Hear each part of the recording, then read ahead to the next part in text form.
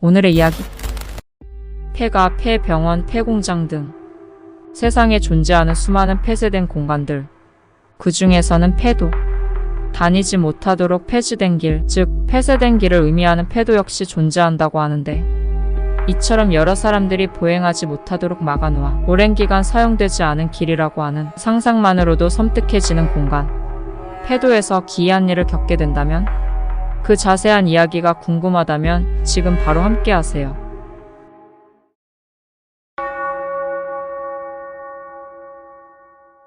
안녕하세요. 공포 맛집 루아의 매니저 루아입니다. 오늘의 이야기는 하이라이트에서 보신 것처럼 사람들이 지나가지 못하도록 오랫동안 폐쇄된 길, 폐도에서 일어난 일본의 괴담인데요. 주제만 들어도 약간 신선하면서 섬뜩한 기분을 자아내는 것 같지 않으신가요? 그리고 이야기 시작에 앞서 구성에 약간의 변경사항이 있어서 미리 참고 공지를 말씀드리려고 해요. 이번 편부터는 직원들이 아닌 매니저인 제가 모든 사연들을 재현하게 됩니다.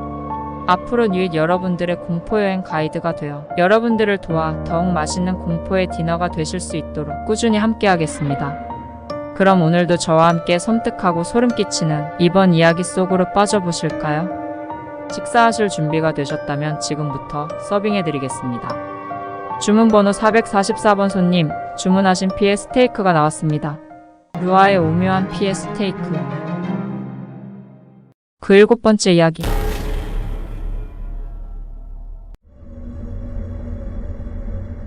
안녕하세요. 이 일은 제가 20여 년 전에 겪은 일입니다. 이 일은 아직까지도 현실인지 꿈인지 분간이 가지 않는 혼란스러운 일이었는데요. 당시 저는 대학생이었습니다. 그때 당시 저는 참 나태하게 하루하루를 살아가고 있었는데요. 그때 저는 여러 가지의 목표나 꿈 같은 것도 없었고 학과 활동이나 동아리 활동 같은 것들도 활발히 하지 않은 채 살아가고 있었습니다. 그런 저에게 유일한 즐거움은 저와 비슷한 타입의 친구들과 함께 드라이브를 다니는 거였죠. 그러다가 그런 것마저 질려가는 시점이 왔고, 그때 제가 떠올리게 된 것이 바로 폐도를 찾는 것이었습니다. 아무도 잘 다니지 않는 폐쇄된 길이라는 뜻의 폐도. 새롭고 흥미로운 것에 고팠던 저희에게 그것만큼 매력적인 것은 없었죠. 무엇보다 쉽게 실증을 내고는 했던 저희 무리에게 폐도를 달린다는 비일상적인 이런 주제는 너무나도 흥미롭게 느껴질 수밖에 없었습니다. 그러던 어느 날이었죠. 학교에서 한 친구가 여느 때와 다름없이 말을 하더라고요. 야, 내가 이번에도 재밌는 곳을 하나 찾아냈어. 같이 가볼래? 새로운 폐도를 찾았다는 소식이었습니다. 그때 시간은 오후 2시를 넘어가는 무렵이었고, 저는 특별한 다른 일정도 없었기에 그 친구와 동행하기로 마음먹은 뒤 폐도로 향하는 친구의 차량에 탑승했습니다. 저희가 목적지로 삼은 곳은 다니던 학교에서 30분 정도 걸리는 산길이었는데요. 이곳은 큰 차도에서 비스듬하게 옆으로 난 좁은 길을 통해 가면 드러나는 곳으로 나뭇가지와 돌이 가득 떨어져 있고 잡초가 가득한 누가 봐도 음침한 느낌이 묻어나는 아무도 다니지 않는 길, 폐도 그 자체였습니다. 그렇게 저희는 창밖을 내다보며 이 길을 나아가고 있었는데요. 한 100m가량 달렸을 때 저희는 막다른 곳에 다다르게 되었습니다. 이에 저는 다소 실망한 표정으로 겨우 이게 끝이냐? 라며 아쉬워했고, 다른 친구도 저와 반응이 마찬가지였죠. 그때였습니다. 한 친구가 옆을 가리키며 말했죠. 저기를 봐. 친구의 말에 저희가 가리킨 쪽을 바라보자 그곳에는 도로 옆으로 산사태 방지용 콘크리트 둑이 쌓여 있었습니다. 이 뚝은 중간에 끊긴 채 그 사이에 철망이 쳐져 있는 모습이었죠. 이 철망의 뒤로는 막힌 줄 알았던 길에서 이어지는 또 하나의 길이 있었습니다. 여기로 가보자. 친구의 말에 저희는 결심을 굳히고 철사로 고정되어 있던 철망을 니퍼로 잘랐습니다. 다행히 철망은 쉽게 잘렸고 저희는 큰 어려움 없이 이 폐쇄된 길 안으로 들어설 수 있었죠. 그렇게 저희는 비밀스럽게 감춰져 있던 이 비밀의 길로 나아가게 되었습니다. 그러나 갓 폐도에 입성할 때 처음 도입처럼 컴컴하고 더러울 것이라 예상했던 것과 다르게 의외로 그 길은 아까 지나왔던 길보다 깔끔한 편이었죠. 그런 깔끔하면서 좁은 산길을 5분 정도 달리고 있었습니다. 그때 저희 앞으로는 한 터널이 나타났는데요. 이곳은 터널이라기보다는 사실 아래로 지나갈 수 있도록 하기 위해 중간을 비워둔 다리 같은 느낌이었고 4-5m밖에 되지 않는 높이였지만 저희가 타고 있던 차가 지나가기에는 충분한 폭이었기에 이곳을 지날 수 있었습니다. 이윽고 저희 차가 이 터널을 모두 통과하자 길은 다시 거칠어져 주행 중이던 아스팔트 위로 여러 개의 돌들이 튀어 올랐습니다. 그때 갑자기 한 친구가 소리를 지르더니 말했죠. 야, 잠깐. 차 좀 멈춰봐. 저기 좀 봐. 그 친구의 말에 친구가 가리킨 쪽을 바라보자 그곳은 아까 빠져나왔던 터널 쪽이었습니다. 그곳에는 신사의 기둥문이 하나 세워져 있었죠. 이 구간은 구조가 특이했습니다. 바깥쪽에는 전혀 기둥문이 보이지 않아서 터널을 지나면 자동적으로 이 기둥문도 통과하게 만든 구조였죠. 그걸 깨달았을 때 저희는 약간 꺼림칙한 기분이 들어서 돌아갈까도 싶었지만 이렇게 여기까지 온 것 끝까지 가보기로 마음먹었습니다. 그렇게 저희 차는 이곳에서 한 500m 정도를 더 나아갔죠. 그렇게 가다 보니 그나마 아스팔트 길이었던 곳이 경계선이 있는 것처럼 끊겨 이제는 비포장 흙도로로 이어졌습니다. 그 포장도로와 비포장도로의 경계는 하필 사당으로 보이는 두 개가 가르고 있어서 저희는 서서히 심장이 쿵쾅대면서 불안감도 조금씩 들기 시작했죠. 하지만 저희는 그 와중에도 흔히 여기까지 온 김에 산정상까지 가봐야겠다고 말하는 등산객처럼 그 호기심을 접지 못했습니다. 결국 그렇게 저희 차는 계속해서 앞으로 나아갔죠. 한동안 그렇게 달리다 보니 좁은 길을 벗어나 탁 트인 공간이 나왔는데요. 저희의 차량이 달리고 있던 길만 빼고 좌우로는 모두 광활하게 펼쳐진 평야가 보였습니다. 누군가 경작을 하는 것 같지는 않았지만 농과 같은 모습이었고 하늘은 구름 하나 없이 아름다운 경치였죠. 저희는 이 광경을 보며 감탄하다 문득 정신이 들어 생각해보니 이상했습니다. 분명 우리는 사람이 다니지 않는 폐도를 생각하고 이곳을 찾아온 건데 왜 이런 아름다운 마을 같은 곳이 나온 것일까? 그리고 우리가 나아가고 있는 이 길은 어디까지 계속되는 걸까? 이런 생각이 들었죠. 그러나 그런 생각도 잠시 우리가 나아가던 길의 먼 시야로는 검고 작은 건물 하나가 보였습니다. 저희 차량은 점점 그 건물과 가까워지며 그것이 무엇인지 더 자세히 볼 수 있었죠. 그 건물은 초가집 모양을 한 형태였는데 무엇보다 이상했던 점은 비정상적으로 큰 건물의 크기였습니다.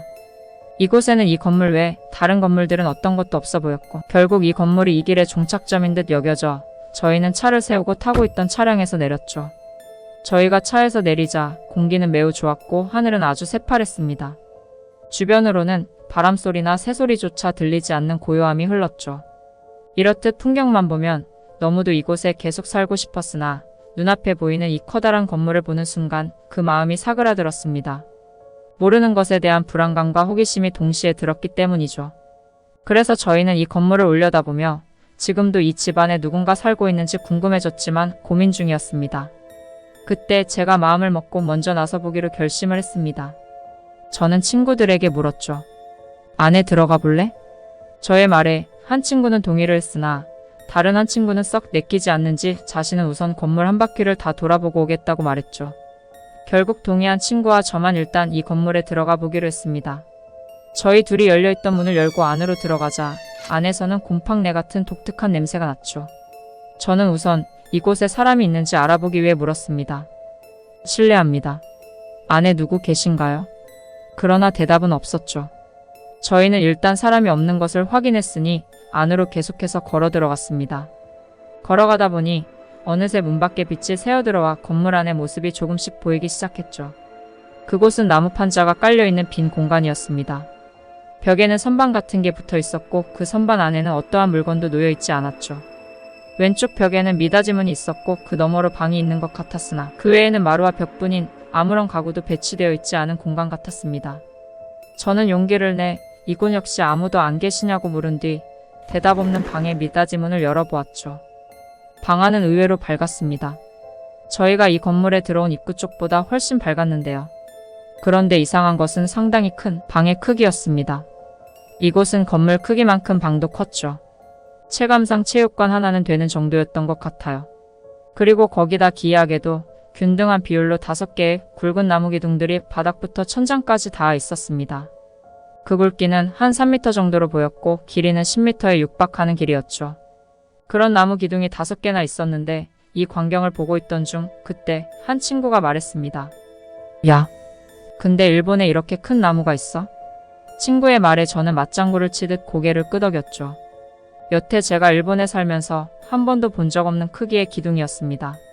그렇게 저희가 이런 큰 기둥을 왜 세웠나 의아하단 생각을 하고 있을 때 갑자기 한 친구가 비명을 지르는 소리가 들려왔죠. 이에 놀라 그 친구가 서 있던 쪽을 바라보니 그 5개의 기둥 중 한가운데 있던 기둥에 무언가가 달라붙어 있었습니다. 그것은 바로 놀랍게도 수많은 부적들이었죠. 자세히 보니 그 부적들은 기둥에 못으로 박아둔 상태였습니다. 그때 한 친구가 또 무언가를 발견하고는 말했죠. 여기에 무언가가 붙어 있어. 그 친구의 말에 저희가 그 친구가 가리킨 쪽을 바라보자 그 기둥에는 부적과 못 사이로 무언가 말라붙은 덩어리 같은 게 함께 박혀 있었습니다. 저희는 그게 무엇인가 싶어 자세히 보기 위해 동시에 시선을 서서히 위로 향했습니다. 그랬더니 잠시 후 방금까지 본 부적보다도 더 충격적인 사실을 깨닫게 되었죠. 기둥에 박혀있던 것은 바로 사람의 귀였습니다. 하물며 하나가 아니라 수를 헤아릴 수 없게 수많은 개수의 귀가 부적과 함께 기둥에 박혀있던 것이죠. 우리가 처음 보았던 기둥 아래쪽의 덩어리는 말라붙어버려 형체를 알아볼 수 없었지만 저희가 시선을 위로 했을 때 보았던 기둥 위쪽에 생생하게 박혀있던 귀들은 쉽게 귀라고 파악할 수 있었습니다. 그때 당시에 보게 된 귀들의 수가 아마 1000개는 훌쩍 넘었던 것 같았죠. 그리고 이 광경을 보면서 오금이 저려오고 있을 때 무엇보다 소름 끼쳤던 점은 위쪽에 있는 귀들은 기둥에 박힌 지가 얼마 되지 않아 보인다는 사실이었습니다. 순간 등골이 오싹해졌죠. 도망치자. 결국 저희는 도망치자는 친구의 말과 함께 비명을 지르며 미친 듯이 건물 밖으로 달려 그곳을 빠져나왔습니다. 그리고 아까 건물 밖에 세워두었던 차량을 타고 시동을 걸어 도망치려 했지만 문득 처음에 건물에 들어가지 않겠다고 했던 친구가 떠올랐죠. 그래서 그 사라진 친구를 찾기 위해 건물 뒤쪽으로 향했습니다. 워낙 큰 건물인지라 시간이 꽤 걸리긴 했지만 건물 뒤쪽으로 가보니 그곳에 찾던 친구가 있었죠. 그러나 찾은 그 친구의 모습이 좀 이상했습니다. 그 친구는 멍하니 그 자리에만 서 있었고 잠시 후에 그 친구를 바라보고 있던 저희들도 그 친구를 따라 그 자리에 우뚝 서고 말았죠. 그리고 저희가 서 있던 건물 뒤쪽으로는 넓은 평야가 펼쳐져 있었고 그 평야에는 나무로 만들어진 어떤 받침대가 일정한 간격을 둔 채 한 줄로 쭉 늘어서 있는 게 보였습니다. 그 받침대의 위로는 초가 2~3개씩 불이 붙여진 채 빛이 나고 있었고 그것은 지평선 너머까지 쭉 이어져 있었죠. 그것을 본 순간 저희는 불길한 생각이 번뜩 들었습니다. 친구와 저는 동시에 말했죠. 여기 위험해. 그러니까 정상적인 곳이 아닌 것 같아. 그렇게 저와 친구가 혼란스러운 얼굴로 대화를 나누고 있는 동안 멍하니 홀린 것처럼 서 있던 친구가 제정신으로 돌아온 건지 저희 쪽으로 다가오더니 말했습니다. 야, 여기에 해는 어디에 있어? 뭐? 해? 그 친구의 말에 저희는 미처 여태까지 생각 못했던 점이 문득 떠올랐죠. 현재까지는 하늘이 맑고 공활하다고 생각하고 있었지만 제정신이 들어 하늘을 올려다보니 사실 하늘 어떤 곳에도 태양은 보이지 않았다는 점을 말입니다. 순간 지금까지 보고 느낀 모든 것들이 홀려버린 상태에서 느꼈던 것이 아닌가 싶어졌죠. 그때 그 친구가 다시 말을 이었습니다. 그것도 이상한데 여기 너무 조용해. 아무리 산속이라도 새소리라도 들려야 정상 아니야? 결국 찜찜한 마음이 들어 저희 3사람은 모두 이곳을 벗어나기로 결심했습니다. 아까 홀린 듯 써있던 저희가 찾던 친구는 거의 울다시피 하고 있었고 저희 둘은 그 친구를 겨우 달래며 차로 향했죠. 그렇게 다시 차에 올라 뒤를 돌아보았는데 아까 저희 둘이 들어갔던 건물의 문이 눈에 들어왔습니다. 건물의 문은 닫혀 있었죠. 분명 저희는 그 문을 닫은 적도 없고 문이 열린 채로 나왔는데 말입니다. 바람 소리마저 들리지 않았던 그곳에서 아무도 닫지 않은 그 두꺼운 문은 어떻게 닫혀 있던 것일까요? 아무튼 그렇게 공포에 가득 질린 채 차를 몰아 가까스로 처음 들어왔던 입구로 저희는 빠져나올 수 있었습니다. 그렇게 저희의 차량이 다시 평범한 국도로 돌아오자 저희는 창밖으로 해가 서쪽으로 지고 있는 것을 보았고 그제야 우리가 살던 세계로 돌아왔음을 실감할 수 있었죠. 이후 저희는 일상에서 다행히도 특별한 일을 겪지는 않았습니다. 그러나 그때 당시 우리가 겪은 모든 일들에 대해서 저희는 똑똑히 기억하고 있죠. 그때 저희가 겪은 이 세계의 모든 것들은 대체 무엇이었을까요? 아직도 꿈인지 현실인지 분간할 수 없는 미스터리한 사건입니다. 또한 그 일 이후에도 언젠가 그때 다녀온 이 폐도 입구의 근처를 우연히 지나가게 된 적이 있는데요. 현재 그곳은 저희가 들어갔던 그 좁은 길 자체가 튼튼한 문으로 가려져 들어갈 수 없게 되어 있었습니다.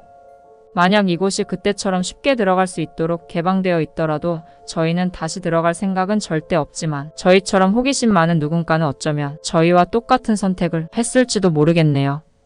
여러분도 부디 혹여나 어느 날 이러한 패도를 발견하게 된다면 저희와 같은 선택만은 피하시기를 바랍니다.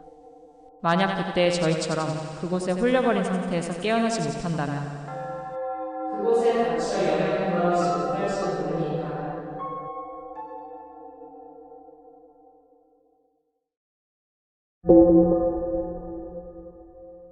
여기까지 루아의 오묘한 피해 스테이크 7번째 이야기 비밀의 패도였습니다. 고객 여러분 모두 맛있게 드셨나요? 어떠셨나요? 오늘의 이야기를 보니 역시 사람들이 잘 가지 않는 곳은 찾지 않는 게 좋은 것 같습니다. 유인 여러분들께 오늘도 흥미롭고 섬뜩한 식사가 되셨기를 바라면서 그럼 저는 다음에도 간담이 서늘하고 짜릿해지는 맛있는 공포맛 스테이크로 여러분을 찾아뵙겠습니다. 공포 맛집 루아에서 오묘한 디너를 즐겨보세요. 방송이 끝나기 전 오늘의 내용이 흥미로우셨다면 구독과 좋아요도 잊지 말아주세요.